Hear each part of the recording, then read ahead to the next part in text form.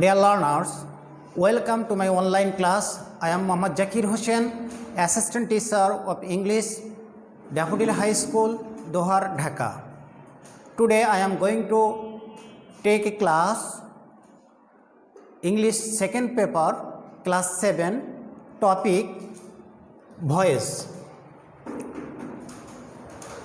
Voice is a formation of verb by which subject does something itself or something is done by subject. There are two kinds of voice in English grammar. First of one is active voice and the next is passive voice. Dear learners, there is an example on the whiteboard of an active voice. We play cricket. This is called an active voice. And there are also an example of passive voice on the whiteboard. Passive voice, cricket is played by us. প্রিয় শিক্ষার্থীরা, বাংলা ব্যাকরণে ভয়েসকে বাচ্য বলা হয়, কিন্তু বাংলা ব্যাকরণ অনুযায়ী বাচ্য চার প্রকার। But in English grammar there are only two types of voice, which is called active voice and passive voice. ইংরাজি গ্রামারে ভয়েসকে দুই ভাগে ভাগ করা হয়েছে। অ্যাক্টিভ ভয়েস, উদাহরণ we play cricket. Passive voice, cricket is played by us. Dear learners, now I am going to discuss the rules for changing voice.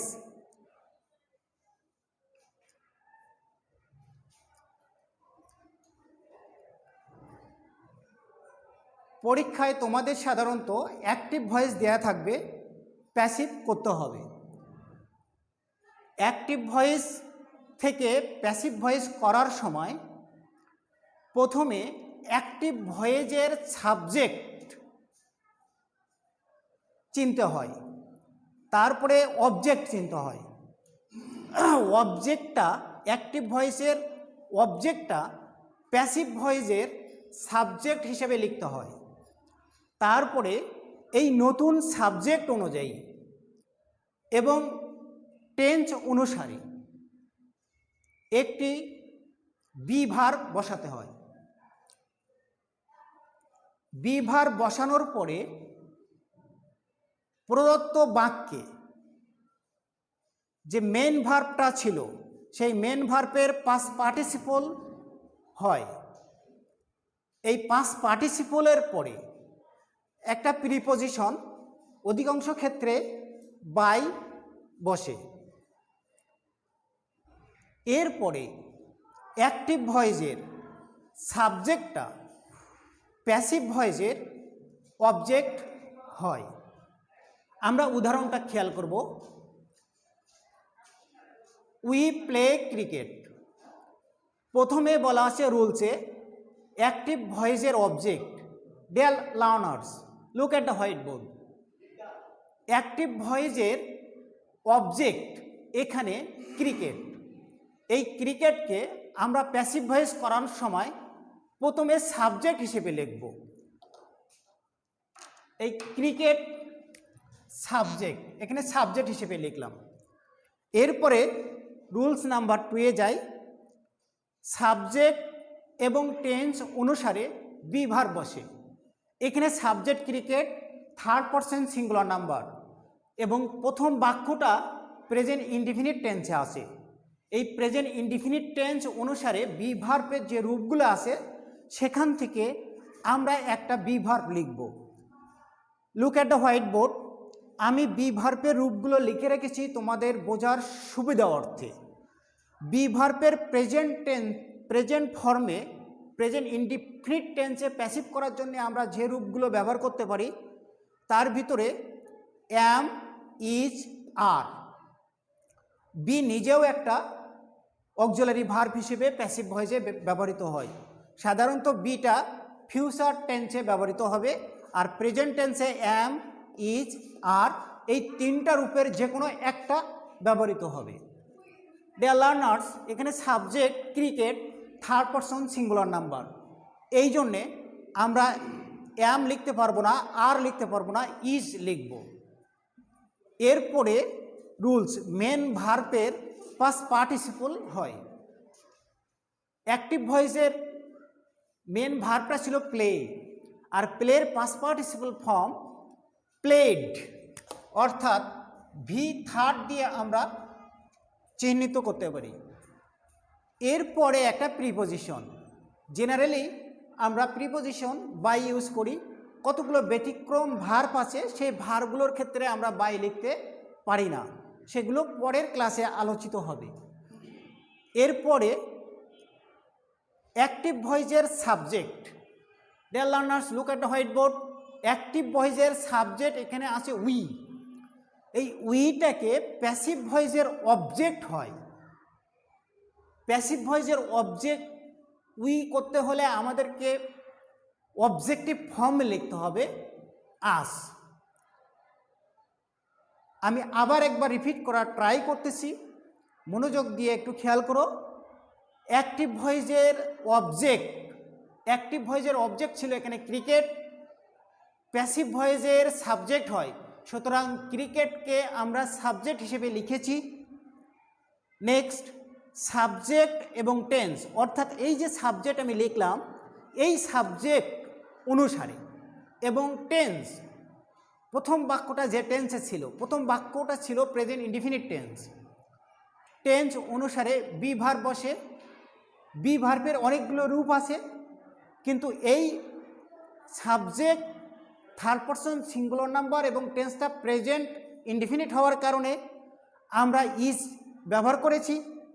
এরপরে main ভার্বের past participle, এখানে মেন ভার্ব হচ্ছে প্লে, প্লের পাস্ট পার্টিসিপল হচ্ছে played, ED যোগ হবে, সুতরাং এখানে played লিখেছি।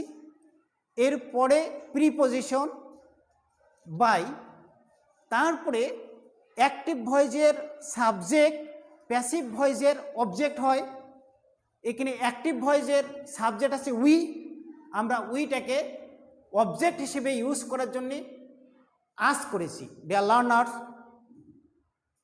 খেয়াল করতে হবে কোনো সেন্টেন্সে ভার্বের সাবজেক্ট হতে পারে noun, pronoun or equivalent.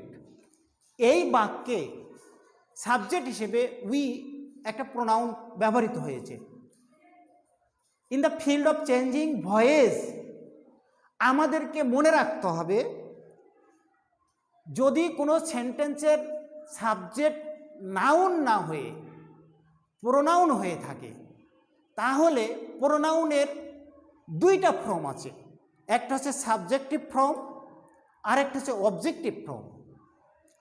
Passive ভয়েসের ক্ষেত্রে আমরা কোনো নাউন যেটা সাবজেক্ট হিসেবে ব্যবহৃত হয়েছে সেটা অবজেক্ট করার সময় আমাদেরকে এই অবজেক্টিভ ফর্মগুলো লিখতে হয়। অবজেক্টিভ ফর্ম শুধুমাত্র প্রোনাউনের হয়, নাউনের হবে না, বা অন্য কোনো ইকুইভ্যালেন্ট থাকলে হবে না। প্রোনাউনের আবার সবগুলোর অবজেক্টিভ ফর্ম হয় না, মাত্র কয়েকটা প্রোনাউন আছে যেগুলো সাবজেক্টিভ ফর্ম আর অবজেক্টিভ ফর্ম আলাদা। যেমন হি একটা সাবজেক্টিভ ফর্ম, এর অবজেক্টিভ ফর্ম হচ্ছে হিম। শি একটা সাবজেক্টিভ ফর্ম, এর অবজেক্টিভ ফর্ম হচ্ছে হার। উই একটা সাবজেক্টিভ ফর্ম, এর অবজেক্টিভ ফর্ম হচ্ছে আস। দে একটা সাবজেক্টিভ ফর্ম, এর অবজেক্টিভ ফর্ম হচ্ছে দেম। আই সাবজেক্টিভ ফর্ম, এর অবজেক্টিভ ফর্ম হচ্ছে মি।